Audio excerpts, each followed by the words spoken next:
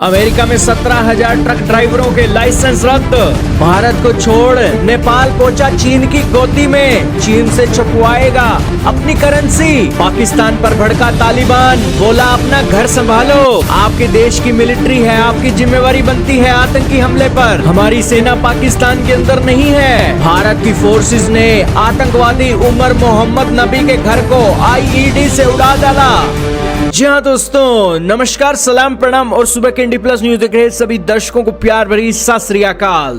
दोस्तों एक बार फिर से हाजिर हैं देश और दुनिया की टॉप न्यूज लेकर, और इस न्यूज के अंदर आपको सारे पहलुओं के बारे में जानने को मिलेगा एक ही वीडियो के अंदर।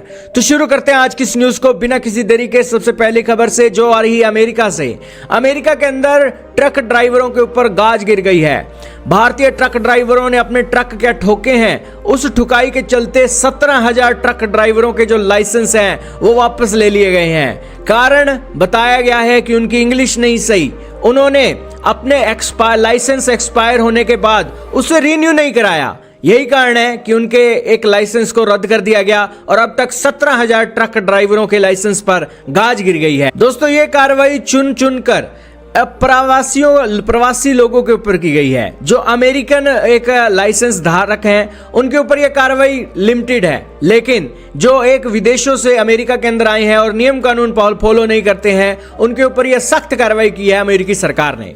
दोस्तों भारतीय ट्रक ड्राइवरों ने जैसे ही एक ट्रक ठोके उसके बाद मीडिया की कवरेज हुई। मीडिया की कवरेज के बाद दोस्तों इंग्लिश के टेस्ट लिए गए ट्रक ड्राइवरों से, जिसके अंदर 7,000 तो वैसे ही फेल हो गए, और उसके बाद 10,000 ट्रक ड्राइवरों के लाइसेंस और अब रद्द कर दिए हैं और टोटल संख्या 17,000 पहुंच चुकी है। आपके सामने अलग अलग मीडिया आर्टिकल चल रहे हैं जिसके अंदर इस न्यूज की पुष्टि की जा रही है। चलते अगली बड़ी खबर पर जो जुड़ी है भारत के पड़ोसी देश नेपाल से। दोस्तों इन दिनों विदेशों के अंदर भारत विरोधी हवाएं चल रही हैं। पाकिस्तान को आप देख लीजिए, चाहे आप देख लीजिए बांग्लादेश को, या फिर आप देख लीजिए भारत के पड़ोसी नेपाल को, सभी के सभी भारत को छोड़कर भाग रहे हैं।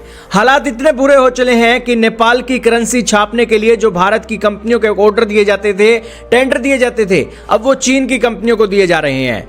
चीन ने ना सिर्फ ये टेंडर एक छीना है, बल्कि बड़े चाव से दोस्तों भारत की टेरिटरी को नेपाल में दिखाने के लिए एक वो नोटों पर चीजें करने वाला है। आपने देखा होगा कि नेपाल ने अब नया एक मैप निकाला है जिसके अंदर वो भारत की टेरिटरी को अपने मैप में दिखा रहा है। यही कारण है कि भारत के इस चैलेंज को देखते हुए चीन नेपाल की मार्केट में एंट्री मार गया और उसने नेपाल की करेंसी छापने के लिए टेंडर जीत लिया। दोस्तों हैरानी की बात यह तो ये रही कि नेपाल की करेंसी छापने के लिए चीन ने सबसे कम बोली लगाई, और दूसरी तरफ भारत अपनी बोली कम इसलिए भी नहीं कर रहा था क्योंकि दोस्तों आपको पता ही है कि भारत अपने हाथ से अपनी टेरिटरी के जो इलाके हैं वो नेपाल के एक नोट के अंदर कैसे छाप सकता है। दोस्तों नेपाल के राष्ट्रीय बैंक ने 1,000 रुपए के 43 करोड़ नोटों की प्रिंटिंग के लिए टेंडर जारी किया और इस टेंडर को चीन की कंपनी ने जीत लिया। दोस्तों 1945 से लेकर 1955 तक नेपाल के जो नोट हैं भारत की नासिक की प्रेस में छपते थे। उसके बाद दशकों बाद नेपाल ने अन्य विकल्पों को तलाशना शुरू किया।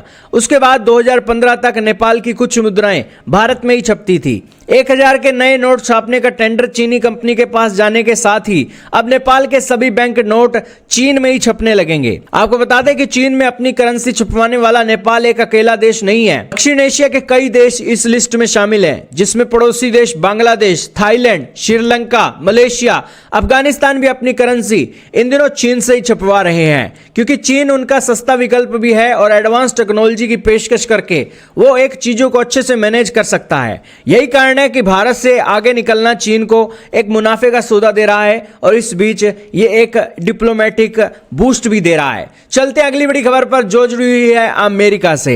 अमेरिका के अंदर दोस्तों H1B वीजा को लेकर महाभारत हो गई है। हाल ये हो चले हैं कि ट्रंप क्या कहते हैं और उनके मंत्री क्या कहते हैं। ट्रंप ने दोस्तों अपने देश के अंदर विदेशी नागरिकों को बाहर फेंकने की तैयारी कर ली है। 17,000 ट्रक ड्राइवरों के लाइसेंस रद्द कर दिए हैं और H1B वीजा के नियम कानून सख्त कर दिए हैं, मोटी फीस लगा दी है, और अब ये एक बातें आ रही हैं कि H1B वीजा धारकों को सिर्फ और सिर्फ अमेरिका के टैलेंट को ट्रेन करने के लिए बुलाया जाएगा। यानी कि आपके पास अगर कोई टैलेंट है तो आइए अमेरिका के अंदर 1 साल लगाइए, 6 महीने लगाइए, 3 महीने लगाइए और अमेरिकी लोगों को अपने टैलेंट के गुण देकर जाइए और फिर अमेरिका को छोड़कर अपने देश में चले जाइए। आपकी जो रकम है आपको दे दी जाएगी और आपको नहीं बुलाया जाएगा कि आप अमेरिका के अंदर रोजगार हासिल करो। यानी कि अमेरिका ने H1B वीजा को पूरी तरीके से लिमिटेड कर दिया है और इसके चलते वो सारा का सारा रोजगार अमेरिकी लोगों को ही देना चाहते हैं। तो दोस्तों इस तरीके से आप समझ लीजिए कि अमेरिका यहां पर सारी चीजों को मोनोपोली कर रहा है। अब दोस्तों पहले भारतीय टैलेंट एक तैयार होता था, दुनिया का टैलेंट तैयार होता था, उसे लगता था कि अमेरिका के अंदर जाकर नौकरी करूंगा। तो यही कारण है कि वो ये सारी चीजें देख रहे थे। लेकिन अब अमेरिका कह रहा है कि आपके पास जो भी टैलेंट है सारा का सारा टैलेंट आप अमेरिकी लोगों को दो और अमेरिकी लोग ही अमेरिका के अंदर काम करेंगे, कोई भी बाहर का लोग काम नहीं करेगा। इसके पीछे तर्क दिया जाता है कि अमेरिकी लोग बहुत बेरोजगार हो रहे हैं, उनकी धरती है, उनकी धरती पर वो बेरोजगार हो रहे हैं और विदेशी कर्मचारी यहां पर आ रहे हैं, कमाई कर रहे हैं और मोटी इनकम जनरेट कर रहे हैं और अमेरिकी लोगों से ज्यादा कमा रहे हैं। इसके लिए उन्होंने कहा कि अब अमेरिकी लोग अपना काम खुद करेंगे। उन्होंने कहा कि कई ऐसे काम हैं जिन पर अमेरिकी व्यक्ति नियुक्ति नहीं किया जा रहा है। उन्होंने कई वर्षों से अमेरिकी लोगों ने जहाज नहीं बनाए हैं, सेमीकंडक्टर नहीं बनाए हैं और अब वो सारा काम विदेशी लोगों से ना करवाकर अपने लोगों से करवाएंगे। खैर दोस्तों, अमेरिका आज़ाद मुल्क है और अपने हिसाब से जो चीज़ें कर रहा है वो उसका देश है। लेकिन जब ये ट्रेड करने जाते हैं दुनिया के दूसरे देशों में, तब दोस्तों अमेरिकी लोगों को भी प्रेफरेंस ना देकर उन देश के लोगों को अपने देश की कंपनियों को प्रेफरेंस देनी चाहिए। खैर आज के समय में 7,30,000 H1B वीजा होल्डर अमेरिका के अंदर काम कर रहे हैं और बहुत जल्द इनकी संख्या कम होने वाली है। चलते हैं अगली बड़ी खबर पर जो जुड़ी है पाकिस्तान और अफगानिस्तान से। पाकिस्तान पर तालिबान के विदेश मंत्री आमिर खान मुतक्की भड़क गए हैं। इतना भड़के हैं कि उन्होंने जबरदस्त तरीके से पाकिस्तान को सुनाना शुरू कर दिया है। हाल ही में पाकिस्तान ने अपने देश के अंदर फटे 2 बम के अंदर अफगानिस्तान नागरिकों के ऊपर आरोप लगाया, बोला कि ये एक आतंकवादी हमला जो हुआ है इसे अफगान नेशनल्स ने एक अंजाम दिया है। और इसके बाद अफगानिस्तान आया है और अफगानिस्तान की सरकार ने तालिबान पाकिस्तान को सख्त चेतावनी दी है।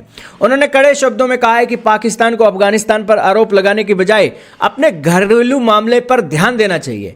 उन्होंने कहा कि जब हाल में इस्लामाबाद बम विस्फोट हुआ उसके बाद अफगानिस्तान के ऊपर आप आरोप लगा रहे हो, आपको यह देखना चाहिए कि अफगानिस्तान की जो सेना है वो पाकिस्तान के अंदर मौजूद नहीं है।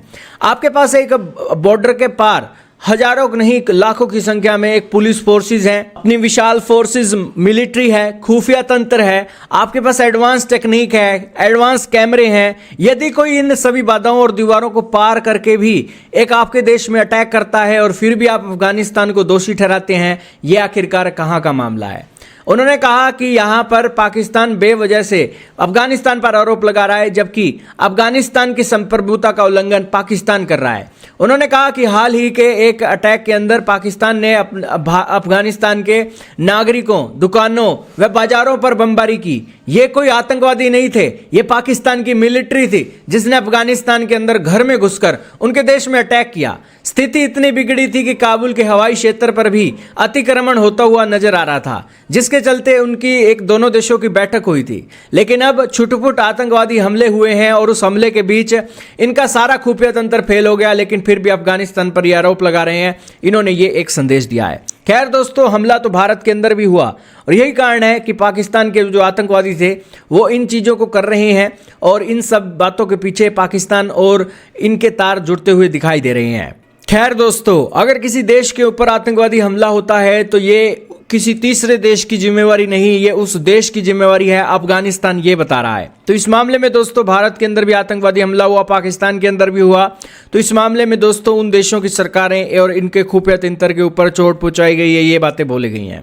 तो खैर दोस्तों, अब ये बातें हो रही हैं तो आप इसके क्या एक रुख निकालेंगे, क्या एक रिजल्ट निकालेंगे, कमेंट सेक्शन में बताइएगा। चलते हैं अगली बड़ी खबर पर जो जुड़ी हुई है भारत के अंदर हुए दिल्ली ब्लास्ट के अंदर उमर नबी के घर से निकलकर आ रही है। उमर नबी ने आतंकवादी हमला कर लिया, अपने चीथड़े उड़ा दिए और अपने चीथड़े उड़ाने के साथ साथ अपनी यूनिवर्सिटी को भी वो ले डूबा, अपने साथी डॉक्टरों को भी ले डूबा और अपने घर को भी ले डूबा। सुरक्षा बलों ने उसके घर को बम से उड़ा दिया है और उसके बाद उसका जो घर का मलबा है, तस्वीरें आपके सामने चल रही हैं, सारा बिखरा पड़ा है। वो उमर मोहम्मद नबी आज ये तस्वीरों को देख रहा होगा तो रो रहा होगा कि आखिरकार उसने इतने लोगों का नुकसान कर दिया। खैर चलते हैं अगली बड़ी खबर पर जो जुड़ी है पाकिस्तान से। पाकिस्तान के अंदर हाल ही में संविधान का संशोधन हुआ है और आसिम मुनीर को ताकत दे दी गई है।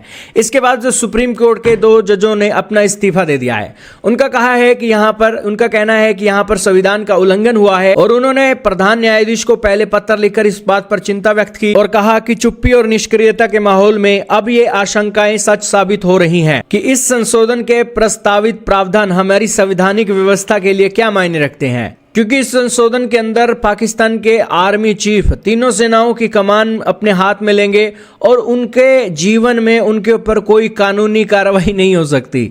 यानी कि जो कोर्ट्स हैं वो सिर्फ और सिर्फ पैदा बन जाएंगी।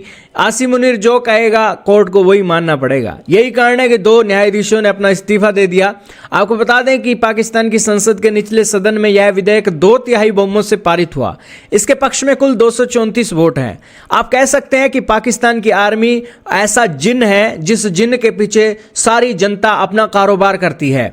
अब अगर इस जिन को नाराज कर दिया तो दोस्तों सारा का सारा देश खतरे में पड़ जाएगा, क्योंकि वो जो जिन है दुश्मनों से लोहा लेने की बजाय अपनी जनता से लोहा लेता है। यही कारण है कि वो जो एक न्यायाधीश है उन्होंने किनारा कर लिया कि भैया हमारा कोई एक रोल नहीं है, आपका देश, आपकी संविधान, आपका न्यायालय, आप जैसा चाहते हैं चलाइए, हमारी तो कोई ज़रूरत ही नहीं है, क्योंकि यहाँ पर कोई स्वतंत्रता नहीं है। अगर आसिम मुनीर ने कोई गलत काम किया है तो उसके ऊपर कार्रवाई होनी चाहिए। अगर उसके ऊपर कार्रवाई नहीं हो सकती तो वो तो भैया कुछ भी कर सकता है यहाँ पर देश के अंदर। तो खैर दोस्तों, न्यायाधीशों का इस्तीफा हुआ है, लेकिन न्यायाधीशों के ऊपर जो ये नेता लोग हैं वो ये कहते हैं कि ये न्यायाधीश कभी बॉर्डर पर लड़ने के लिए नहीं जाते। ये मिलिट्री के जनरल, मिलिट्री की फोर्सेस ही हैं जो अपने सारा जीवन एक बॉर्डर पर लगाती हैं, इसीलिए इनको ये छूट दी गई है। अब दोस्तों आप क्या कहिएगा क्या ना कहिएगा, लेकिन पाकिस्तान के अंदर जो भी होता है बहुत चीज़ें मजबूरी के कारण होती हैं और वही एक दिख रहा है। आपका क्या मानना है कमेंट सेक्शन में बताइएगा। आज की इस वीडियो में इतना ही, मिलेंगे फिर किसी और वीडियो में और किसी न्यूज़ के साथ।